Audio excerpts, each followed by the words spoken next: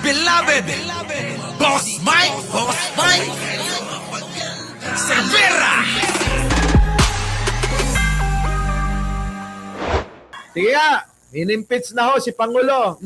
Tawag din ng pala Ito na, impeachment versus President Marcos. Sinagot ng Malacanang. Ito na mga kababayan ko, ha? kampante si Pangulong Marcos na wala siyang ginawang impeachable offense sa gitna ng impeachment complaint na inihain laban sa kanya. Nako. Tinawag din ng palasyo na fake news ang mga espekulasyong pakawala mismo ng Pangulo ang abogadong naghain ng reklamo. Ayan na nga mga kababayan ko. Tinalakay natin to kagabi. Abay, nangunguna dyan yung mga Duterte na palabas lang daw. Sabi pa nung bobong vice presidente na parang parang ano ba yon? Injection lang daw. Butik na yan mga kababayan, naisip ni Sara yung injection. Anong injection? Halimbawa lang mga kababayan, yung injection pa. Na hindi karaniwan na ginagamit. Ano ka ba naman, Sara? Hindi mo ba pwedeng sabihin na kagat na lang ng langgam, mas madaling unawain? Ngayon yung mga DDS, tignan mo, natalinuhan sa'yo bigla. Natalinuhan bigla mga kababayan ko. Pero hindi mo alam nga daw, sabi ni Takero yung yung New Year resolution at saka yung New Year wish. Hindi mo alam. Kung di ka ba naman tatanga-tanga talaga. Eto na. May nagturo na naman sa kanya. Ito na. Nakatutok si Ivan Mayrina. Wala pa umanong nakukuha si Pangulong Bongbong Marcos na kopya ng isinampang impeachment complaint laban sa kanya. At sa ngayon, ay wala pa umanong ginagawang paghahanda ang kanyang legal team ayon sa palasyo. Pero kampante umano ang Pangulo. Hindi naman po siya nababahala dahil alam po niya na wala siyang ginawa na impeachable offense na maaaring masabi na siya ay dapat managot. Kita nyo mga kababayan, yung masipag na tao, yun ang ini-impeach nila. Bakit? Kasi maraming sinagasaan si Pangulo. Maraming mga negosyante, maraming mga halimaw, maraming mga naghari-harian sa Pilipinas na sinagasaan talaga. Hined-on niya. Na ngayon mga kababayan ko, kita nyo naman lahat nangangamba, natatakot sa kanilang magiging kapalaran sa politika. Maaaring mga kababayan, maubos pa ang lahat ng mga pera nila. Tignan nyo mga kababayan si Garjola. Di ba? Si Garjola mga kababayan ko, ano nangyari dyan? Naka-freeze ang lahat ng ari-arian. Bilyon-bilyon, daang bilyon ang naka-freeze na maaaring kunin at isequester ng gobyerno para maibalik sa pondo ng Pilipinas. O kita nyo? Mga kababayan, kung kayo nasa kanyang sitwasyon, daang bilyon ang maaaring mawala sa inyo, hindi ba kayo gagastos ng kahit man lang 10 bilyon para pasakitan si Pangulong Bongbong? Ganon ang gagawin na yan ng mga yan. At ngayon, eto namang mga DDS, kapag may naririnig na mga gumaganyan, kay Pangulong Bongbong, ginagawan nila ng mga issue. Maaaring negatibo, mga kababayan, kahit na positibo naman, yung pong mga balita, ganon.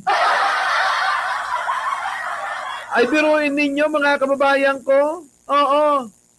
Sige pa rin sila ng tira. Sabi ko nga, ikumpara nyo si Digong kay Pangulong Bongbong, milya-milya ang layo niya. Kung meron man tayong kahangaan, wala nang iba, kung ang pag-uusapan lang naman si Digong at si Bongbong, Pangulong Bongbong Marcos, mga kababayan, malayong-malayo, milya-milya. Diba? Tulad nito. Skip na natin yan. Wala naman mangyayari dyan eh. Bakit? Wala namang matibay na ebidensya. Dinudumihan nga ngayon ng mga DDS kasi alam nila na malasado yung pong mga isinampa kanyang kinalang isinampang impeachment complaint sa Kongreso laban kay Pangulong Bongbong. Malasado! Hilaw. Sa amin nga, tawag dyan, nakusel. Diba? Eto, mga kababayan, para naman matauhan yung mga DDS. Ewan ko, bakit kasi hindi nanonood yung mga DDS dito eh. Tignan nyo, si Mang Kanor versus PBBM Pakinggan nyo maigi. Oy, kayo, nandyan ba? Mga DDS, lapit mga kaibigan at makinig kayo. Mga DDS, listen up yo. Mga DDS, nandyan ba kayo? Oh, lapit mga DDS at makinig kayo. Ako'y may dala-dalang balita galing kay Pangulo. Nais kong ipamahagi ang mga kwento na kayo'y mga siraulo, humahanga kay Digunyo. Eto na, mga kababayan ha, pakinggan ninyo ang pagkakaiba. Alam mo ang malas ng Pilipinas? Ewan ko, Diyos lang ang makasagot dito. Puta, Diyos lang daw makasagot. Minumura mo nga. Ang Indonesia may oil. Brunei may oil. Ang Malaysia may oil. Pero inyo naniniwala kayo sa pagmumukha ni Digong na ito?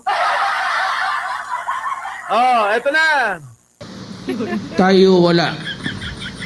Kukunti lang gas natin malapaya, kinurakot. Kayong mga Pilipino nakikinig ngayon, boundary lang, tubig lang naman, hayaan mo yan. Yan yung pinamimigay ni Digong. Kung saan, mga kababayan, yung pinamimigay niyo na boundary lang ng tubig, yan, Diyos ko, hayaan nyo na maraming tubig sa Davao. Yan ho yung pinamimigay niya sa China. Ngayon po, mga kababayan, ang Pangulong Bongbong sa kanyang pangunguna, nagkaroon tayo ng pag-aaral at nadiscovery na kapag mina tayo, makapagmimina na ng ating sariling langis. Kita nyo kung binenta at pinamigay yan ni Digong? Di sana walang nadiskobring sarili nating langis. Ngayon, mga kababayan ko, eto, meron na tayong langis. Eto, yung pinamimigay ni Digong, yung pinamimigay ng hayop na yan. Eto si Digong eto po yung tatay ni Sara Duterteng Baliw. Eto rin yung tatay ni Baste na si Raulo, bakla. Eto rin mga kababayan, yung tatay nung Manyuyot-yot na si Pulong. Eto rin mga kababayan, yung tatay ni Kitty na nagulat ako, iba na naman ang syota. Eto yung asawa nung Elizabeth at naging asawa rin ni Hanilet. Ayan eto rin yung hinahangaan ng mga bobot tatangatang mga mangmang na mga DDS. Ewan ko kung hindi nyo pa matandaan yan. Kompletong-kompleto yan. Eto na. Yan po. Yung pong namimigay ng mga tubig lang daw, yung mga boundary ng tubig natin na pinaglalaban natin. Kasi nga po, mga kababayan, diyan po sa West Philippine Sea ay mayaman nga daw po at meron daw pong singlaki ng pagmumukha ni Sara na imbakan ng langis dyan. Di ba? Ganun kalaki. Singlaki ng pagmumukha ni Sara ang imbakan ng langis dyan sa West Philippine Sea. Singlalim at singhaba ng baba ni Aimee.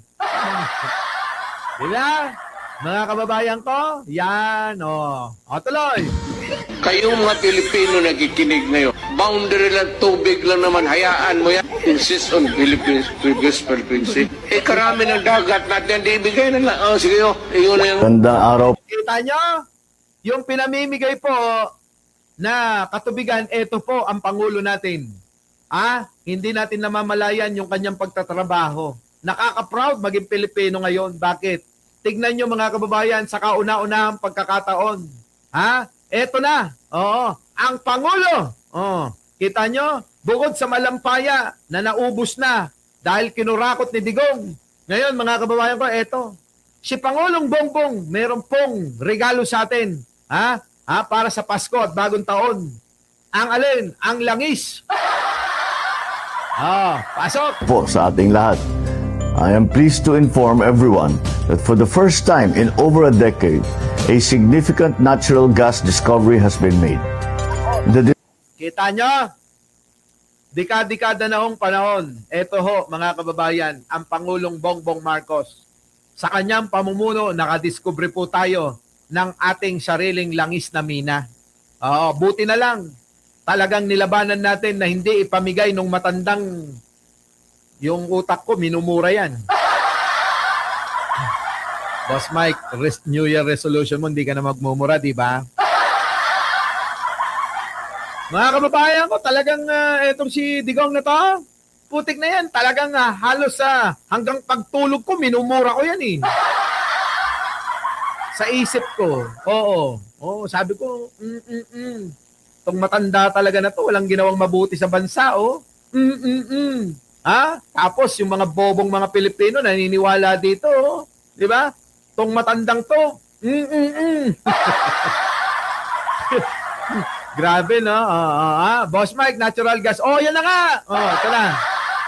Discovered reservoir called Malampaya East 1 or MAE-1 is located about 5 kilometers east of the existing Malampaya field. The MAE-1 is estimated to contain around 98 billion cubic feet of gas in place. Grabe, ang dami nun mga kababayan. Kaya niya ng supplyan. Para manunog tuloy. Pangsunog, panggatong. Para masupplyan ng mga kuryente. Yung pong Manila, Quezon City, Makati. Oo, mga kababayan. Laking bagay nito, tuloy. Tumbas nito ang halos 14 na bilyong kilowatt hour ng kuryente sa isang taon. Kita nyo, mga kababayan, ang dami nun. Bahala na kayo mag-compute. Computein nyo, mga kababayan, Mahina tayo sa math. Ibig sabihin, ito na. Ibig sabihin, sabi ni Pangulo, Pangulo, ano yon? Makakapag-supply ito ng kuryente sa mahigit 5.7 milyong kabahayan. Grabe, mga kababayan, ang dami nun. Kulang-kulang 6 million na kabahayan ang susuplayan. Nang alin? Nang na-discovering ito na hindi nagawa ni Digong. Paano? Nakaw yan eh. Sukdulang binenta nga yung ibang teritoryo natin na itong matandang nakakulong na to eh. Na sana mabulok na itong tatay ni Sara Duterte, ni Pulong Duterte, ni Baste Duterte, tsaka ni Kitty Duterte na asawa ni Elizabeth at naging asawa rin ni Hanilet. Di ba, mga kababayan ko? Ganun dapat. Tuloy. 6,500 na gusali o halos 200,000 paaralan sa loob ng isang taon. This helps Malampaya's contribution and strengthens our domestic gas supply for many years to come. Kita nyo, mga kababayan ko, kaya kailangan, kung alam nyo, mga kababayan, kung hindi lang nangungurakot yung mga politikong tulad ni Joel Villanueva, tulad nila Saldico, tulad nila Eric Riap, tulad nila Edwin Garjola, tulad nila Saldico, at tulad ni Martin Romualdez. Mga kababayan ko, sigurado mga kababayan, tayo meron pong madidiscover pang sobra-sobra at yung pong madidiscover po dyan sa West Philippine Sea ay pwede nating ibenta sa China. Ibig ko sabihin, yung sobra-sobrang supply ng natural gas o langis o ano pa man, mga kababayan, ay pwede na ho nating export. Hindi na ho tayo mag-i-import kasi sobra-sobra na ho yung magiging supply natin. Sobra-sobra na sa pangangailangan natin sa Pilipinas, yung pong ating nakukuha, pwede na ho nating ibenta. At pag binenta natin, mga kababayan, limpak-limpak na salapi. Mga kababayan ko, kapag ganun ang mangyayari, baka ho yung mga OFW nating mga kababayan, magkakaroon ng kabaliktaran. Yung pong amo nila, doon po sa ibang bansa, ay baka ho yun yung maging katulong nila rito. Diba? Siyempre, yayaman na ho yung bansa natin. Kita nyo. Tapos ho mga kababayan, yung ating mga, yung mga kababayan nating mga Pilipino, oo, na nasa ibang bansa, na iniwan ng pamilya, makakauwi na. Kasi ho, mga kababayan, meron na ho tayong pinagkukuhanan. Parang ganito, mga kababayan ko, pakinggan nyo itong napakasimpleng explanation ko. Parang ganito lang ho yan. Ang pamilya, kaya lumalayo kasi wala hong hanap buhay. Ano po? Ngayon, ang nangyari, si tatay, ng ibang bansa. Tapos po mga kababayan, yung pong kanyang kinita, binigay kay nanay. Si nanay, hindi ng lalaki, nakatutuon lang sa, sa pamilya. Mga kababayan, lalago yan. Kapag ka ang nanay na iniwan, hindi ng lalaki, hindi nagsusugal, hindi nasa lamierda, hindi sa landian, ganon. Inipon ng pera at nagtayo ng negosyo. Napalago ni nanay ngayon. Meron na ho silang kinikita na sobra-sobra na ho sa pamilya nila, sa pangkain, sa pag-aaral ng mga anak at nakakaipon na. Mga kababayan, pwede na hong umuwi. Yung pong ama na iniwan ng pamilya para magtrabaho sa ibang bansa at magtutulong na po sila, mga kababayan, na palaguin yung nasimulan na pinagkakakitaan. Ngayon mga kababayan, kapag ka lumago ng lumago, ang mangyayari, kailangan mo na ng katulong, kailangan mo na ng tauhan, kailangan mo na ng manggagawa. Ganun po yun! Diba? Tulad ko lang mga kababayan ko, nung araw ako lang mag-isa. Ako ang taga-laban ng towel, ako taga-lahat mga kababayan. Ngayon ho mga kababayan, meron na ho sa salon, may taga-shampoo, may taga-linis, may kahera, may barbero, mayroong manikurista, mayroong stylist, may makeup artist, mayroong pong tagalinis ng mukha. Kita nyo? Di ba? So mga kababayan, ibig ko sabihin, lahat ng yun nung araw ako gumagawa. Pero dahil nga umuulad, ikaw na kumukuha ng mga tao na mabigyan naman ng trabaho at sila yung gumawa para sa iyo sa trabahong iyong ginagawa. Diba? Kita nyo mga kababayan ko. Isipin nyo maigi yun. Ganun lang ho kasimple. Parang ganito ngayon kay Pangulong Bongbong ang sinasabi ko. Pagka ito na-discover pa na talagang napakarami at sobra-sobra na sa pangangailangan natin, yung pong mga gas, yung pong mga langis na madidiscover sa West Philippine Sea, mga kababayan ko, kikita ang Pilipinas, kikita tayo dahil ibebenta natin yung sobra-sobra na hindi naman natin kailangan na. Nakuha nyo? Parang yung pong may mangga kayo sa bahay, puno ng mangga. Ilang piraso lang ba kailangan ninyo? Tama-tama na makakain kayo. Tama-tama na meron kayong ipamimigay sa mga bisita nyo. Sobra pa rin ang bunga ng mangga. Anong gagawin? Ipapapakyaw ninyo. Tiklis-tiklis. Oo. Di ba, mga kababayan? Di ba? Yun po yun. So, ibibenta nyo, kita yun, income yun. Kaya nga lang, ito, mangga, seasonal. Kaya, hindi pwedeng katulad nito. Ito pong langis at tuloy-tuloy po ito. Kada segundo, umaani, di ba? Bare-bareles na mga langis at gas ang makukuha dyan, mga kababayan ko. Grabe yan. Diyan ho, lumago ang Middle East. Ang Qatar, ang Iraq, ang Saudi, ang kanilang produkto, langis. Di ba? Mga kababayan ko, so ngayon, ano mangyayari? Kita nyo, yaman nila. Kasi nga, kailangan ng maraming bansa ang langis, gas, para po panggatong nila. Yan ang pangunahing kailangan talaga, panggatong. Ayaw nyo pa. Tapos sasabihin nyo, impeach natin. Sino? Si Bongbong Marcos. Dahil ito, ganito, ganyan. Wala naman, puro chismis. Diba? Tama, mga kababayan ko. Kita nyo. Sige, tuloy. Initial testing showed that the well flowed at 60 million cubic feet per day. This indicates that the well has the potential to produce even more, confirming it is a high... Kita nyo mga kababayan ko. Ibig sabihin na discover na nga na ito ay pwede na hong mag-produce ng tuloy-tuloy. kung sakali mga kababayan ko, naku, oo. Mga kababayan, kapag ka lumago na at nagawa ni Pangulong Bongbong Marcos na mapalago na ang gobyerno, ang Pilipinas, magsiuwi na kayo! Di ba?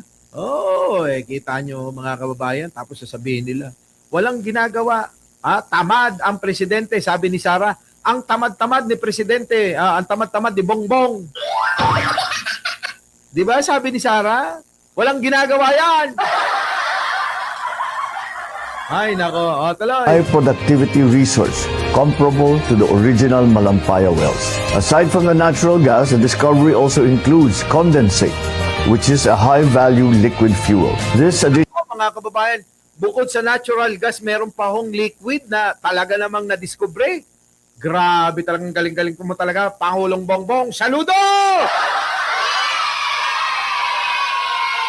Baka naman, isang like naman dyan para kay Bongbong. Hindi na, isang like para kay Manong Bongbong natin. Tinde, no? Antinde. Tapos tanong ko sa inyo, nagawa ba ni Digong yan? Sige nga. Wala nga nagawa. Yung matanda lang, puro bungangat laway lang ang ginawa. Laway-laway lang ang puhunan ni Digong. Pagkaisipin yung maigi, laway-laway lang. Laway! Habang laway ng laway, nakaw ng nakaw. Bababa na presyo ng gasolina. Sigurado. Bababa na talaga yan. Paano? Ngayon kasi mga kababayan, walang umuubra kay Pangulong Bongbong . Yung iba kasi mga big player ng mga nagtitinda ng mga gasolina, minsan mga kababayan sila yung gumagawa ng kaparaanan para hindi tayo magkaroon ng ganyan . Ngayon, wala na. Kailangan nating gawin ang lahat para maiahon at magkaroon na nga tayo ng bagong Pilipinas. Yun! Haba na pala ng live natin, mga kababayan ko, Oo.